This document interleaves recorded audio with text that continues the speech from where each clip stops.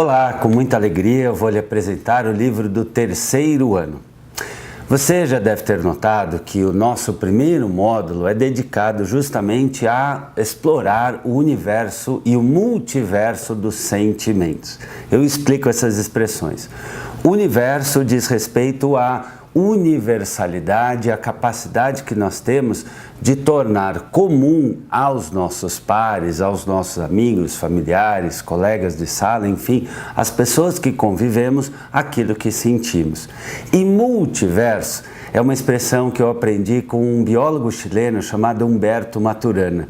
Ele fala que, na verdade, vivemos não um universo, uma única versão da realidade, mas sim vivemos uma múltipla versão da realidade. Basta a gente pensar que a gente pode olhar um dia de sol e, dependendo do nosso estado emocional, falar, nossa, que dia bonito, ou, que calor. Assim como na nossa relação com músicas, com situações que vivemos no dia a dia. E assim, nós humanos viveríamos um multiverso, múltiplas versões da realidade. Podemos até questionar se isso que nós chamamos de realidade existe. E é por isso, por essa complexidade, que é viver em um mundo que muda o tempo todo, num mundo que é criado em parte pela nossa própria percepção da realidade, que é importante explorar por alguns anos, talvez até diria pela vida toda, o mundo dos sentimentos. Pessoas que não lidam bem com os seus sentimentos têm mais dificuldades de fazer escolhas, têm mais dificuldades de tomar decisões e mais, conseguem, com uma menor chance, encontrar um caminho bom para os seus projetos de vida. Elas tateiam no escuro. Isso porque, como é explorado no primeiro texto, os sentimentos são como um sinalizador interno. Uma maneira interessante de conversar com nossos alunos é mostrar, por exemplo, um painel de carro, de avião, de muitos videogames que certamente muitos deles de alguma forma já viram, que apitam ali, que sinalizam, piscam quando falta combustível, quando o motor está muito quente, quando é um jogo de tiro e está faltando, está diminuindo um pouco o número de tiros, o número de fases. Quer dizer, para que serve um painel de controle? Para nos indicar se nós temos recursos, se nós precisaremos de mais tempo, mais energia, de mais combustível, se precisaremos seguir esse ou aquele caminho. Todos nós, de alguma forma, já vimos algum painel de navegação, de um navio, de um barco, de um carro, de uma moto, de um videogame. E o interessante é que a natureza também nos deixou um mapa interno. E é esse mapa interno que é construído a partir dos nossos sentimentos. É a partir dos sentimentos de raiva, medo, tristeza, nojo, que nós percebemos de que e de quem devemos nos afastar ou nos aproximarmos. E o interessante é que nós também temos um painel interno que nos ajuda a navegar, a transitar pela vida. Esse painel é chamado de emoção. É a emoção, e diria no termo simples, é a emoção e o sentimento que nos indica se estamos nos sentindo confortáveis, ameaçados, tranquilos, animados, felizes ou de alguma forma cansados. Se nós conseguimos perceber bem as nossas emoções, conseguimos então viver melhor. Tanto é que recentemente eu li um livro que me chamou muita atenção, chama-se Felicidade Construída. O economista Paul Dolan nos ensina que se nós vivermos por algumas semanas anotando realmente o que estamos vivendo, como estamos sentindo, o que estamos aprendendo, com quem estamos vivendo as experiências de vida e realmente anotarmos o quanto cada experiência nos agrega de prazer ou de propósito, nós poderemos fazer escolhas melhores, percebendo que tipo de situação poderemos viver mais, que tipo de situação talvez deveremos evitar ou vivê-la enfocando de um outro jeito. Por exemplo, você e eu certamente vivemos algumas situações que são operacionais, que não são tão prazerosas.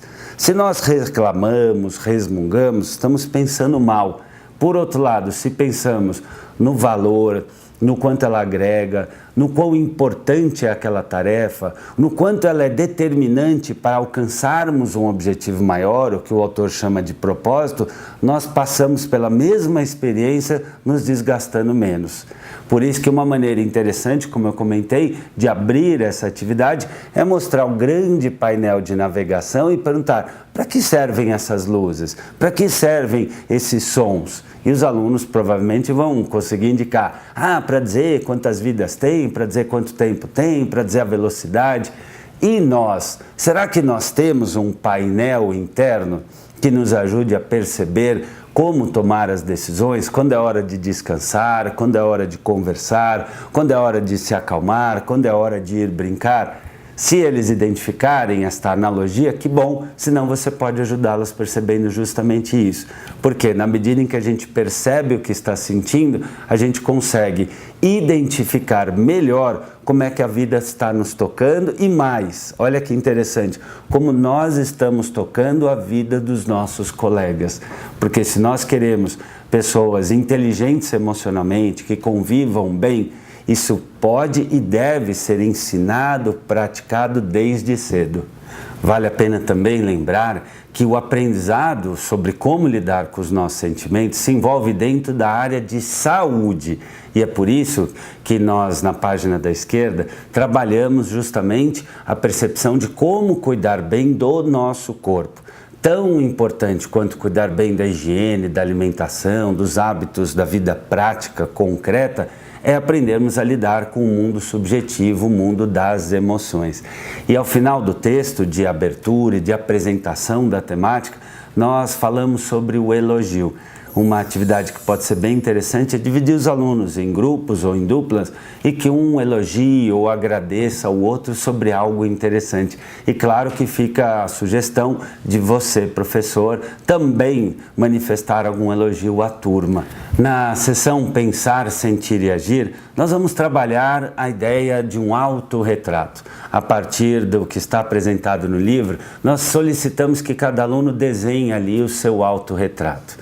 Puxa, professor, mas eu não sei desenhar, mas eu desenho mal, eu desenho muito bem. Aqui nós estamos muito pouco preocupados com a precisão do traço. Como já falei em outros livros, nós não podemos associar que um bom desenho tenha esta grafia ou aquela, porque nós acreditamos na diversidade e na riqueza de cada um conseguir expressar o que sente, como pode e da maneira como convém a si mesmo. Claro que esta comunhão entre aquilo que eu quero falar e o que o outro entende, que é o que chamamos de comunicação, é um processo, é uma conquista. E é por isso que, principalmente nas séries iniciais, nós não devemos ser rígidos na forma de apontar uma melhoria, fazer uma crítica ou mostrar algo que pode ser revisto. Então, quando o aluno fizer um autorretrato, deixe ele manifestar da forma como se sentir bem. No item 2, nós trabalhamos uma atividade muito gostosa, que é justamente a ideia de os alunos dizerem um pouco como estão se sentindo e os colegas então deverão adivinhar. Como você verá, é muito bacana isso, muitos alunos vão dizer: eu também, eu também, eu também. E aí é o mérito da atividade, mostrar como nós podemos ter, apesar de sermos pessoas únicas, tantos aspectos similares aos demais, tanto no aspecto interno, como nos objetos que gostamos, nas nossas preferências e também naquilo que sentimos. Perceber a unicidade e a diversidade é um dos pontos mais importantes para o desenvolvimento da convivencialidade, a habilidade de aprendermos a conviver. No item 3, nós vamos nos aprofundar na formação da empatia, da compaixão, da solidariedade, do espírito de equipe. Para que a gente consiga construir tudo isso, é fundamental que a gente aprenda a perceber os sentimentos alheios. Paul Ekman, um pesquisador que se tornou famoso pela série Engana-me se for capaz, em inglês Lie to Me, trouxe ao mundo científico um conhecimento interessante de que nem todas as pessoas são igualmente hábeis em perceber sentimentos alheios. É interessante se você mostrar para os seus alunos fotos que de alguma forma suscitam as mais variadas expressões, tais como medo, nojo, tristeza, raiva, as emoções mais variadas. Alguns terão mais facilidade, outros terão mais dificuldade. Em média, segundo os estudos desse pesquisador, as moças, as mulheres, conseguiam ter uma maior identificação dos sentimentos ali mostrados. Claro que isso tem inúmeras explicações, isso não é universal, mas talvez se explique porque durante muito tempo no processo evolutivo da humanidade, as mulheres ficaram mais responsáveis pela criação de filhos, a cocção de alimentos, a construção de vestimentas, que são atividades em que minúcias, detalhes, cores e pequenas mudanças da face são cruciais, enquanto os homens durante muito tempo cuidaram do mundo externo, da caça, de atividades mais frias. Felizmente, a gente está construindo, caminhando, juntos formando um ser humano mais completo, em que homens e mulheres tenham uma sensibilidade bem trabalhada. Você pode inclusive verificar isso com a sua turma. A cada ano, diria, a cada geração, vem sendo cada vez mais frequente a sensibilidade, tanto de meninos quanto de meninas, e também a firmeza, diminuindo aquelas estereotipias que também, por um lado, formaram muito da identidade de muitos dos adultos, mas também distorceram muitas das escolhas, das decisões e da organização do próprio projeto de vida. Antigamente, justamente em função disso, existiam demarcações muito claras do que era dos homens, do que era das mulheres. E hoje, felizmente, a gente está construindo, participando da formação de um universo em que todos, de alguma forma, vão poder escutar cada vez mais a sua verdadeira natureza. E por isso é tão importante trabalhar isso. E no item 4, nós trabalhamos a manifestação de sentimentos para os colegas. É sempre interessante nunca parar com a atividade dentro da sala de aula, mas sim estimular que nos próximos dias, ou naquela semana, ou hoje, seja feita em casa alguma atividade aprofundando ou fixando algum tipo de conhecimento. Por exemplo, quando assistir televisão, quando virem alguma revista, quando pesquisarem algo na internet, identificarem alguma emoção, tragam aqui para a turma. Assim como você pode disponibilizar revistas para que os alunos vejam ali, recortem palavras ou imagens ligadas a essa ou aquela emoção, para que a gente rompa o véu da indiferença ao outro. Na sequência, em prosa e verso, trabalhamos a associação de cores e sentimentos. Isso é muito interessante. Ainda que não haja uma universalidade na associação desta ou aquela cor com essa ou aquela emoção ou sentimento, não é muito difícil, ao ver uma farmácia, percebermos ali a quantidade de embalagens que são vermelhas, algumas poucas verdes e a grande maioria azul. Isso porque essa cor é associada com limpeza, com ordem. Existem muitas redes de alimentação que utilizam bastante do amarelo e do vermelho. Quando vemos algum lugar que remonta à sofisticação, ali é bastante comum vermos o cinza, o prata, o preto.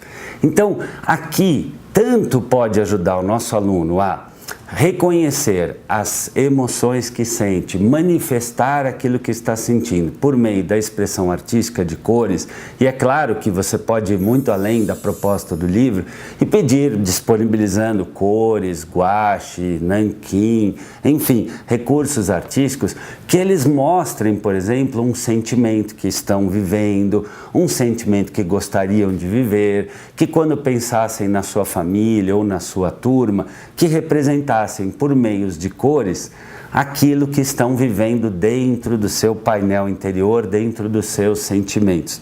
Também lá na frente, quando forem estudar empreendedorismo, certamente esse será um dos aspectos a serem cuidados. Afinal de contas, há sim pesquisas que demonstram que uma embalagem bem feita, o cuidado com as cores, com a apresentação daquilo que oferecemos para o mundo, impacta sim na qualidade daquilo que o público percebe como valor.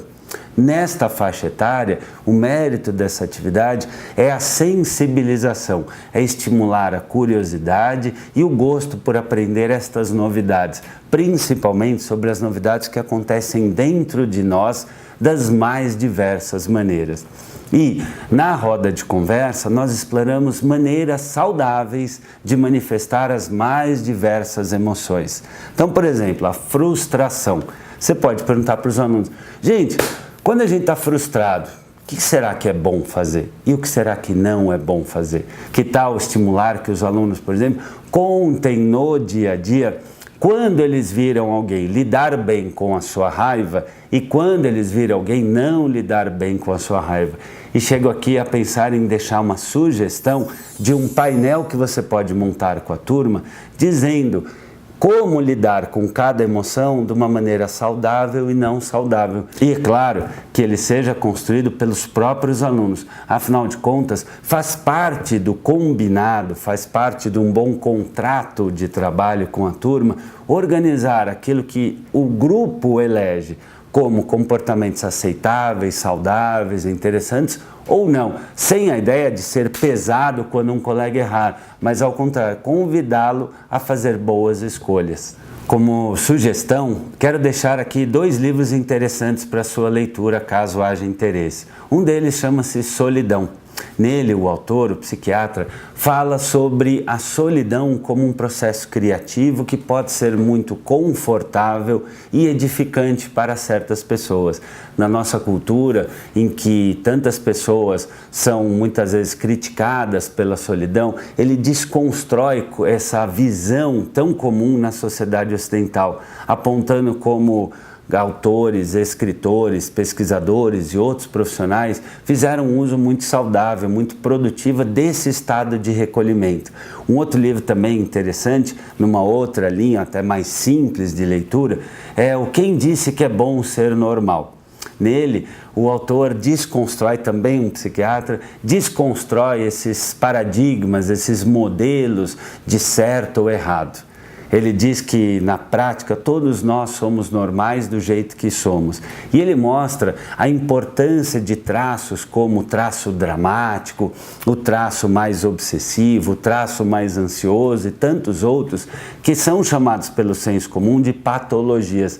Ele mostra, por exemplo, como no bando humano é importante os ansiosos, aqueles desbravadores, os inquietos. Mostra como os depressivos que sentem, que percebem a fundo as coisas, que refletem com bastante profundidade sobre o sentido da vida também são importantes.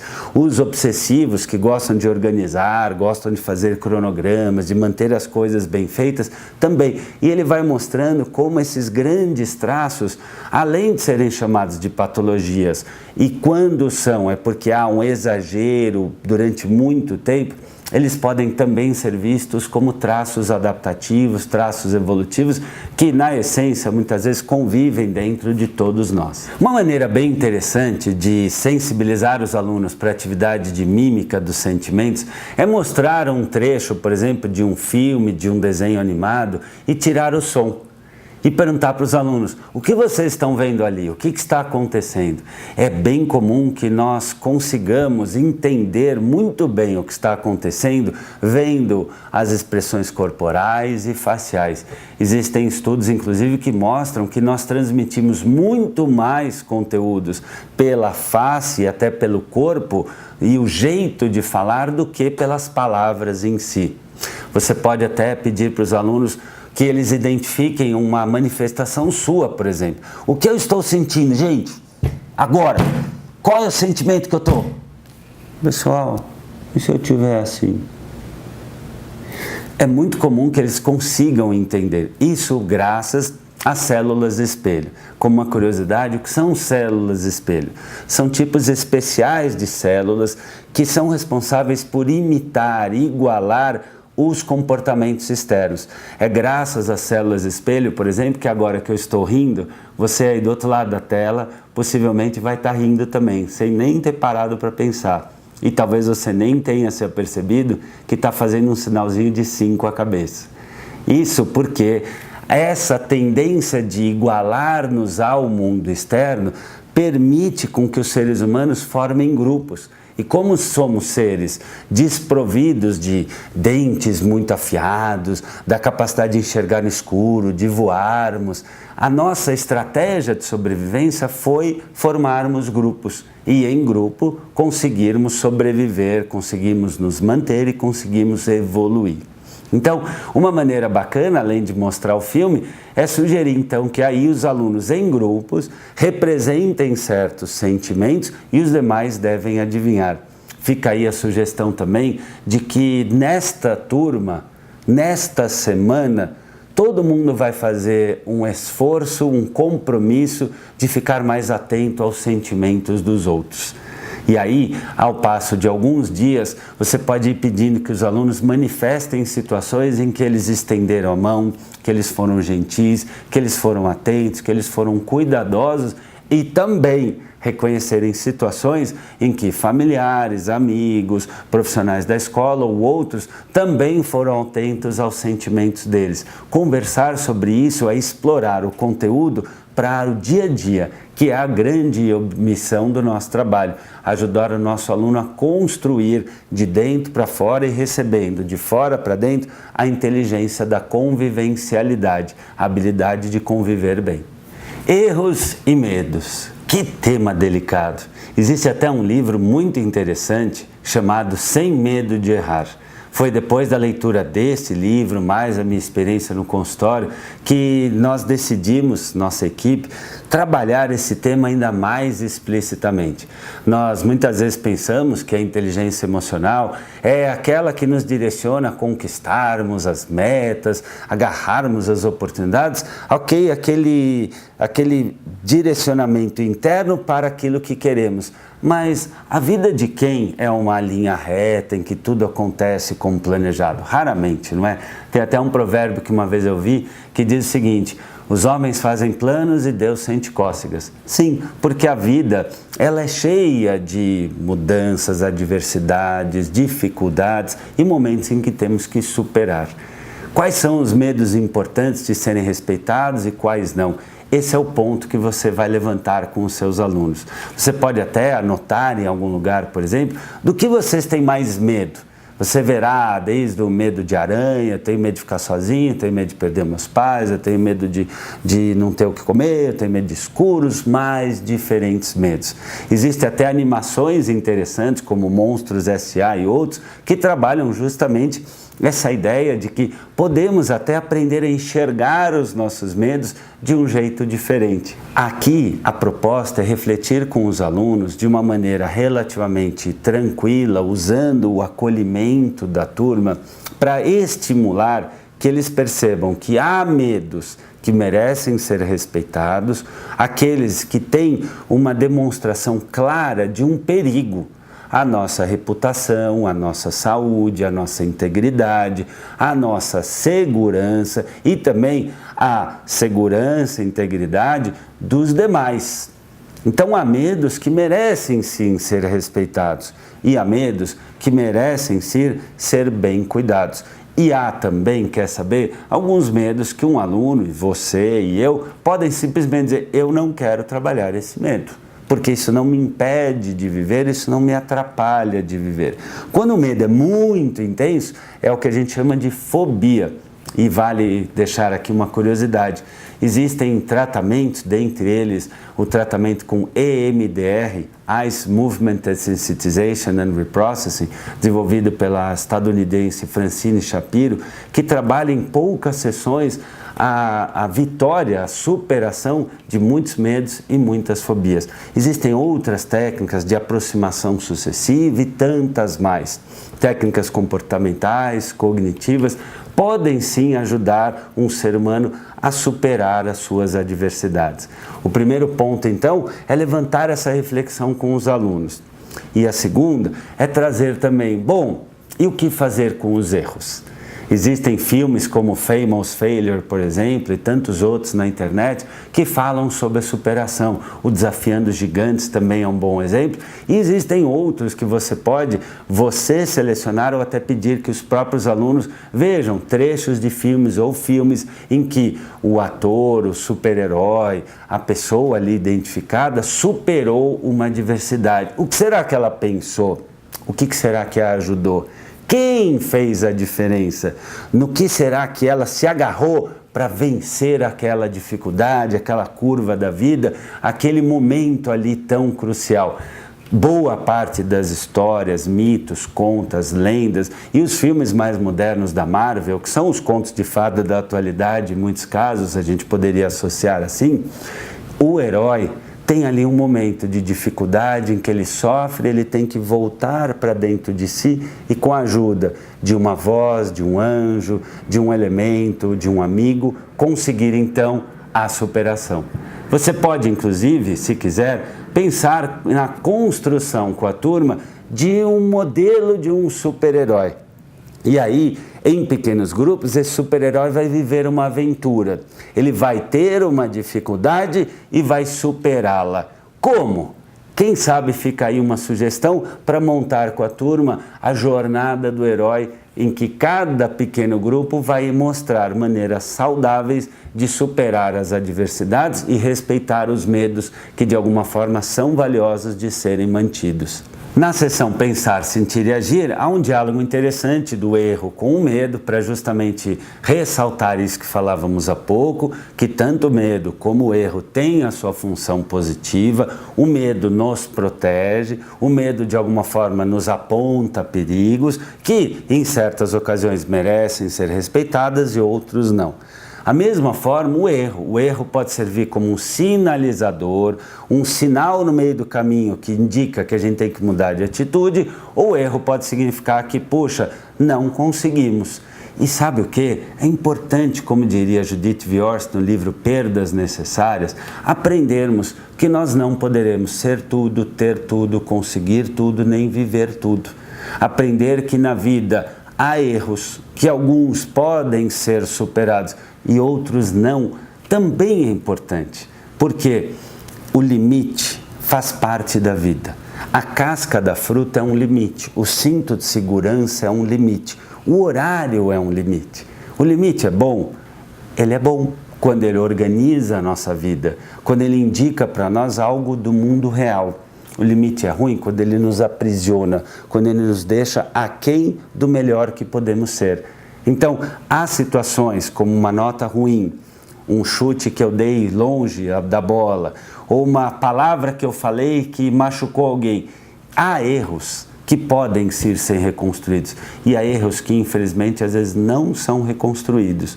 E é por isso que, como não há uma regra clara, única, definitiva sobre como lidar com esses dois aspectos, que é tão importante debater com os alunos. Mas sempre lembrando que sim, na vida temos limites, temos restrições, temos regras, temos leis, porque é justamente saber lidar com esse equilíbrio entre o desejo de sermos livres e o fato de que convivemos com outras pessoas, com instituições e com uma realidade física que é concreta, que diz respeito a essa arte de viver. Por isso que não tem ciência, tem arte, uma construção pessoal da nossa própria felicidade. E na atividade nós propomos justamente a reflexão sobre isso, para os alunos contarem uma situação em que lidaram bem com o erro, que lidaram bem com o medo, e você pode, volto a dizer, montar um painel sobre como fazer para superar os nossos medos. Quem sabe um debate com a turma, conversar com colegas, tentar de novo, experimentar um jeito diferente, aprender com as histórias dos outros, persistir até conseguir, fazer as coisas com mais vontade. Tudo isso pode ajudar na consecução dos nossos projetos de vida. Em valores e atitudes, trabalhamos dois valores essenciais: o respeito e a responsabilidade. mais do que explorarmos a semântica, o significado deles, a ideia aqui é, como diz, pensar, sentir e agir. É pensar numa situação prática em que manifestamos, precisamos manifestar ou poderemos manifestar aquele valor. Claro que a ideia, como eu sempre falo, é ir além do livro. O respeito, assim como a responsabilidade, também é construído a partir justamente da percepção das nossas emoções, das emoções dos outros, dos nossos valores claros, do medo de errar e do desejo de lidar bem com o erro. Se eu não tenho essa construção toda, fica muito difícil para um aluno falar por que eu devo respeitar. Porque às vezes não respeitar o limite, o sentimento, o combinado, eu vou ferir os sentimentos do outro. E é por isso que a gente neste módulo trabalhou toda essa construção. Quem eu sou no meu autorretrato, sentimentos dos outros, a gente aprender a perceber como é que está o painel interno de emoção do outro, que pode estar lá dizendo, não estou bem, isso está me machucando, isso não está machucando, para que a gente não seja indiferente ao outro e nem a nós mesmos, para que a gente possa culminar nesse diálogo mais favorável, nessa relação mais harmônica entre pares. Porque senão a gente pode acabar caindo num erro muito grande de achar que a gente pode tudo e que basta querer que a gente vai ter. E a vida boa é uma vida em que tem sim alguns limites, que tem sim alguns acordos e que principalmente tem esses valores do respeito e da responsabilidade sendo escolhidos, sendo partilhados e vividos por todos. No diário de bordo nós consolidamos os aprendizados desenvolvidos ao longo de todo o trajeto até então. E é por isso que nós vamos trabalhar o aprofundamento concreto daquilo que foi explorado. Uma situação em que a criança pode ter irritado alguém, uma situação em que a criança pode ter feito alguém triste ou uma situação de medo. E a ideia aqui é refletir sobre uma ação concreta, positiva, saudável e que leve em conta tudo aquilo que a gente falou, os valores, os sentimentos e uma postura saudável, harmônica e eficaz perante a vida. E no Ideias em Rede, nós sempre sugerimos algum passo além, algum livro, alguma reflexão extra para que o aluno possa, de acordo com o seu interesse, explorar ainda mais aquele conhecimento que é, de alguma forma, eleito como um ponto de superação, de elevação, o passo além.